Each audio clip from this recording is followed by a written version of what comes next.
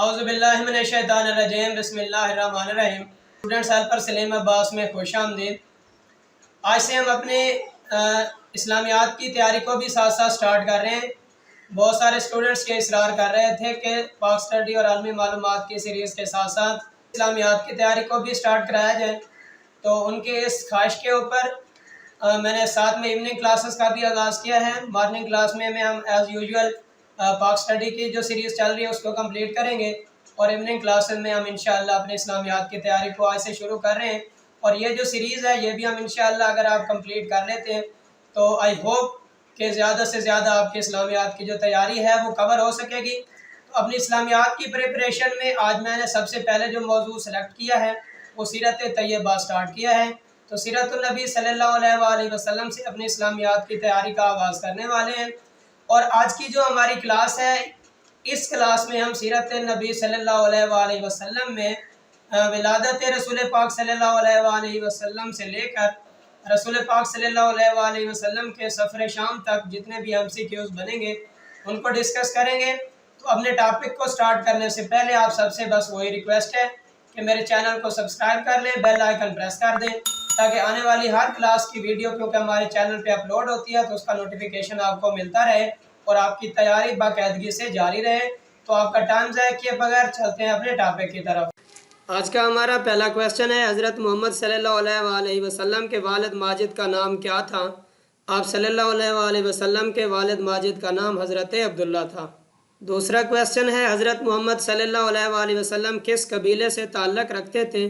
تو حضرت محمد صلی اللہ علیہ وآلہ وسلم کا تعلق قبیلہ بنو ہاشم سے تھا۔ نیکسٹ کویسچن ہے، حضرت محمد صلی اللہ علیہ وآلہ وسلم کی والدہ ماجدہ کا نام کیا تھا؟ آپ صلی اللہ علیہ وآلہ وسلم کی والدہ ماجدہ کا نام حضرت آمنہ تھا۔ نیکسٹ کویسچن ہے، حضرت آمنہ رضی اللہ عنہا کا تعلق کس قبیلے سے تھا؟ حضرت آمنہ رضی اللہ عنہا کا تعلق قبیلہ بنو زہرہ سے تھا۔ حضرت محمد صلی اللہ علیہ وآلہ وسلم کون سے شہر میں پیدا ہوئے؟ تو حضرت محمد صلی اللہ علیہ وآلہ وسلم مکہ مکرمہ میں پیدا ہوئے۔ حضرت محمد صلی اللہ علیہ وسلم کب پیدا ہوئے؟ حضرت محمد صلی اللہ علیہ وآلہ وسلم 571 عیسوی میں پیدا ہوئے۔ حضور صلی اللہ علیہ وآلہ وسلم کا نام محمد صلی اللہ علیہ وآلہ وسلم کس نے تجویز کیا؟ آپ صلی اللہ علیہ وآلہ وسلم کا نام آپ کے دادا عبد المطلب نے تجویز کیا تھا۔ حضرت محمد صلی اللہ علیہ وآلہ وسلم کی ولادت کس اسلامی مہینہ میں ہوئی؟ آپ صلی اللہ علیہ وآلہ وسلم کی ولادت ربیع الاول میں ہوئی۔ نیکسٹ، حضرت محمد صلی اللہ علیہ وآلہ وسلم کا نام کتنی مرتبہ قرآن میں آیا ہے؟ تو آپ صلی اللہ علیہ وآلہ وسلم کا نام قرآن مجید میں 4 مرتبہ آیا ہے۔ حضرت محمد صلی اللہ علیہ وآلہ وسلم کی کنیت کیا تھی؟ آپ صلی اللہ علیہ وآلہ وسلم کی کنیت ابو القاسم تھی۔ حضرت محمد صلی اللہ علیہ وآلہ وسلم کا عبرانی نام کیا ہے؟ تو آپ صلی اللہ علیہ وآلہ وسلم کا عبرانی نام فارکلیت ہے۔ حضور صلی اللہ علیہ وآلہ وسلم کے نام فارکلیت کا مطلب کیا ہے؟ تو فارکلیت کا مطلب ہوتا ہے سکون دینے والا۔ نیکسٹ، ابرہہ کون تھا؟ ابرہہ جو تھا یہ شاہ یمن تھا۔ ابرہہ نے خانہ کعبہ پر حملہ کب کیا؟ ابرہہ نے خانہ کعبہ پر 571 عیسوی میں حملہ کیا تھا۔ نیکسٹ کویسچن ہے، ابرہہ کے خانہ کعبہ پر حملے کا ذکر کس صورت میں ہے؟ ابرہہ کے خانہ کعبہ پر حملے کا جو ذکر ہے وہ سورہ الفیل میں ہے۔ نیکسٹ کویسچن ہے، عام الفیل سے کیا مراد ہے؟ عام الفیل سے مراد ہے ہاتھی والا سال۔ اس سے اگلا کویسچن ہے، حضور صلی اللہ علیہ وآلہ وسلم کی ولادت کے وقت دائی کون تھی؟ آپ صلی اللہ علیہ وآلہ وسلم کی ولادت کے وقت جو دائی تھی ان کا نام شفا تھا۔ حضور صلی اللہ علیہ وآلہ وسلم پہلی رضائی ماں کا نام بتائیے۔ آپ صلی اللہ علیہ وآلہ وسلم کی پہلی رضائی ماں کا نام صوبیہ تھا۔ حضور صلی اللہ علیہ وآلہ وسلم کے رضائی بھائی کون تھے؟ آپ صلی اللہ علیہ وآلہ وسلم کے رضائی بھائی حضرت امیر حمزہ تھے۔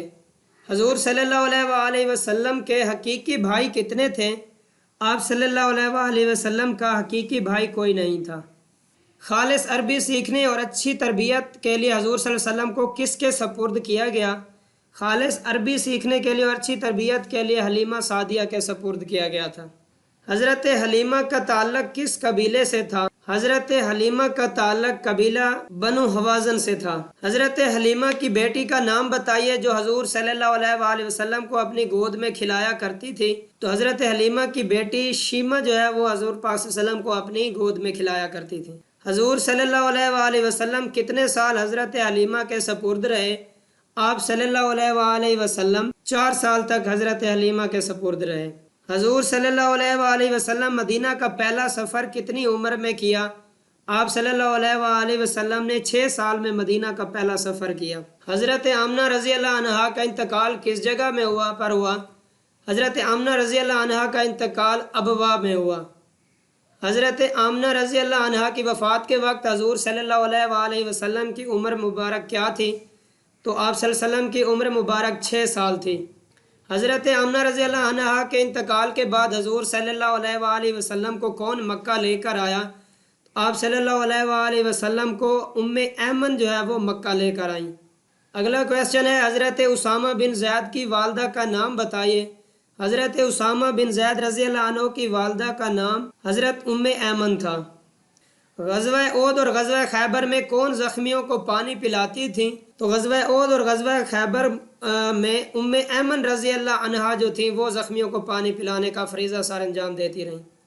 والدہ کے انتقال کے بعد حضور صلی اللہ علیہ وآلہ وسلم کی کفالت کس نے کی؟ والدہ کی انتقال کے بعد آپ صلی اللہ علیہ وسلم کی کفالت آپ کے دادا حضرت عبد المطلب نے کی تھی۔